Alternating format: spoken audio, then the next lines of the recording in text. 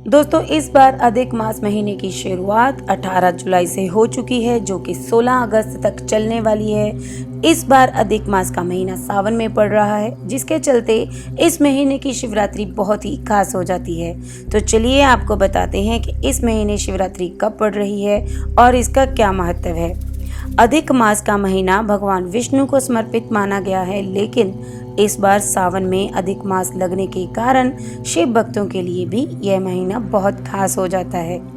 ऐसे में सभी भक्तों को इस महीने में लगने वाली शिवरात्रि का बड़ा ही बेसब्री से इंतज़ार है। आपको बता दें कि चतुर्दशी तिथि 14 अगस्त की सुबह 10:29 से प्रारंभ हो रही है, जो कि 15 अगस्त को दोपहर 12:40 तक रहने वाली है। ऐसे में शिवरात्रि का व्रत 14 अगस्त को रखा जाएगा। तो इस दिन शिव पूजन के लिए 14 अगस्त को 11:09 से शुरू होकर अगले दिन सुबह 5:50 तक शुभ मुहूर्त रहने वाला है। भगवान शिव की कृपा पाने के लिए अधिक मास शिवरात्रि का दिन बहुत ही शुभ अवसर माना जाता है। मान्यता अनुसार भोलेनाथ ने समंदर मंथन के वक्त विष का पान किया था। शिव शंकर ने विष का पान सावन के मास में किया था, जिसके बाद भोलेनाथ असहज हो गए थे। तभी समस्त देवी देवताओं ने भोलेनाथ पर जल अर्पित किया था, ताकि विष का असर कम हो जाए। जल डालने पर भोलेनाथ के शरीर से विष का असर खत्म हो गया। ऐसा माना जाता है कि अगर अधिक मास में पड़ने वाली शिवरात्रि के दिन शिवजी पर जल अर्पित करें तो सभी कष्ट दूर हो जाते हैं। इसके साथ ही आपके जीवन में सुख समृद्धि का आगमन भी होता है। और दोस्तों, माना जाता है कि कोई भी व्रत हो, बिना उसकी कथा सुने वह व्रत अधूरा रहता है। इसीलिए आज मैं आपको मासिक शिवरात्रि की व्रत कथा सुनाने जा रही हूँ। उम्मीद करती हूँ कि आप अंत तक मेरे साथ बने रहेंगे। धार्मिक पौराणिक कथा के अनुसार चित्रभानु नामक का एक शिकारी था। जानवरों की हत्या करके वह अपने परिवार को पालता था। वह एक शाहूकार का कर्जदार था, लेकिन उसका ऋण समय पर चुका ना सका। क्रोधित शाहूकार ने शिकारी को शिव मठ में बंदी बना लिया।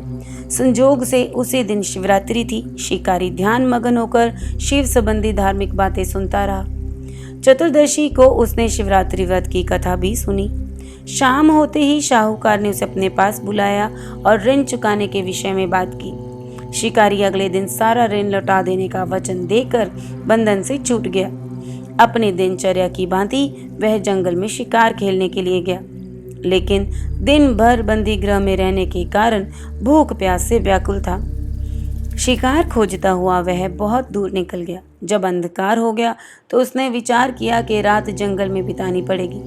वह वन पर एक तालाब के किनारे बने एक बेल के पेड़ पर चढ़कर रात बीतने का इंतजार करने लगा।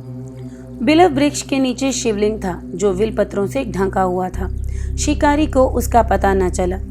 पड़ाव बनाते समय उसने जो टहनियां तोड़ी वे संजोगवश शिवलिंग पर गिरती चली गई। इस प्रकार दिन भर भूखे प्यासे शिकारी का व्रत भी हो गया और शिवलिंग पर बिलपत्र भी चढ़ गए। एक पहर रात्रि बीत जाने पर एक गर्भधारी हिरनी तालाब पर पानी पीने पहुंची। शिकारी ने धनुष पर तीर चढ़ाकर ज्यों ही प्रत्यंचा खींचा, हिरनी बोली, मैं गर्भधारिणी हूँ, शीघ्र ही प्रसव करूंगी। तुम एक साथ 2 जीवों की हत्या करोगे, जो ठीक नहीं। मैं बच्चे को जन्म देकर शीघ्र ही तुम्हारे समक्ष प्रस्तुत हो जाऊंगी, तब मार लेना। शिकारी ने प्रत्यंचा ढीली कर दी और हिरनी जंगली झाड़ियों में लुप्त हो गई। प्रत्यंचा चढ़ाने पर, ढीली करने पर जो कुछ बिलव पत्थर अन्यास ही टूटकर शिवलिंग पर गिर गए। इस प्रकार उसने अनजाने में ही प्रथम पहर की पूजा भी कर ली। कुछ ही देर के बाद एक और हिरनी उधर से निकली। शिकारी की प्रसन्नता का ठिकाना न रहा। समीप आने पर उसने धनुष पर बाण चढ़ाया। तब उसे देख हिरनी ने विनम्रता पूर्वक निवेदन किया, हे शिकारी, मैं थोड़ी देर पहले ऋतु से निवृत्त हुई हूँ, कामातुर विरहिणी हूँ, अपने प्रिय की खोज में भटक रही हूँ। मैं अपने पति से मिलकर शीघ्र ही तुम्हारे पास आ जाऊंगी। शिकारी ने उसे भी जाने दिया। 2 बार शिकार को खोकर उसका माथा ठनका। इस बार भी धनुष से लगकर कुछ बेलपत्र शिवलिंग पर जा गिरे तथा दूसरे पहर की पूजा संपन्न हो गई। तभी एक अन्य हिरनी अपने बच्चों के साथ उधर से निकली। शिकारी के लिए यह स्वर्णिम अवसर था। उसने धनुष पर तीर चढ़ाने में देर नहीं लगाई। वह तीर छोड़ने ही वाला था कि हिरनी बोली, हे शिकारी, मैं इन बच्चों को इनके पिता के हवाले करके लौट आऊंगी। इस समय मुझे मत मारो। शिकारी हंसा और बोला, सामने आए शिकार को छोड़ दूं? मैं ऐसा मूर्ख नहीं।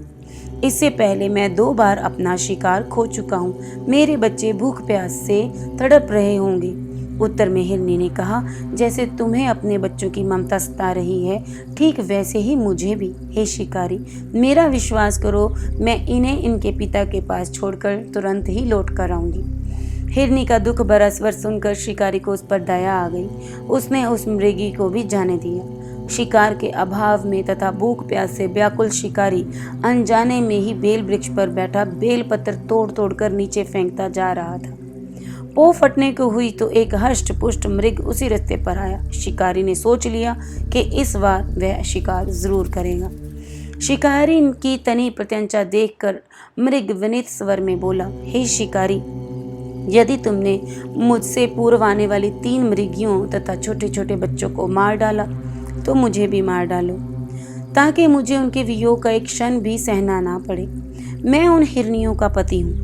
यदि तुमने उन्हें जीवन दान दिया तो मुझे भी कुछ क्षण का जीवन दान दे दो। मैं उनसे मिलकर तुम्हारे समक्ष प्रस्तुत हो जाऊंगा। मृग की बात सुनते ही शिकारी के सामने पूरी रात का घटनाक्रम घूम गया। उसने सारी कथा मृग को सुना दी। तब मृग ने कहा, मेरी 3 पत्नियां जिस प्रकार प्रतिज्ञाबद्ध होकर गई हैं, मेरी मृत्यु से अपने धर्म का पालन नहीं कर पाएंगी। अतः जैसे तुमने उन्हें विश्वास पात्र मानकर छोड़ा है, वैसे ही मुझे भी जाने दो। मैं उन सबके साथ तुम्हारे सामने शीघ्र ही प्रस्तुत हो जाऊंगा। शिकारी ने उसे भी जाने दिया। इस प्रकार सुबह हो गई। उपवास, रात्रि जागरण तथा शिवलिंग पर बिलपत्र चढ़ने से अनजाने में ही पर शिवरात्रि की पूजा पूर्ण हो गई।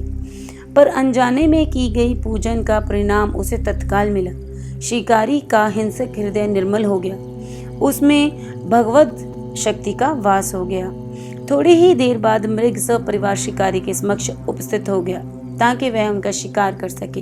किंतु जंगली पशुओं की ऐसी सत्यता, सात्विकता एवं सामूहिक प्रेम भावना देखकर शिकारी को बड़ी ग्लानि हुई। उसने मृग परिवार को जीवन दान दे दिया। अनजाने में शिवरात्रि व्रत का पालन करने पर शिकारी को मोक्ष और शिवलोक की प्राप्ति हुई। तो दोस्तों, ये थी मासिक शिवरात्रि की व्रत कथा। उम्मीद करती हूँ आपने यह कथा पूर्ण रूप से सुनी होगी और मुझे कमेंट करके ज़रूर बताइए कि आप में से कौन कौन मासिक शिवरात्रि का व्रत रखता है और आपके जीवन पर इसका क्या प्रभाव पड़ा। कमेंट करके हमारे दोस्तों के साथ शेयर ज़रूर करिए। फिर मिलती हूँ आपके साथ एक नई कथा और कहानी के साथ। तब तक ओम नमः शिवाय।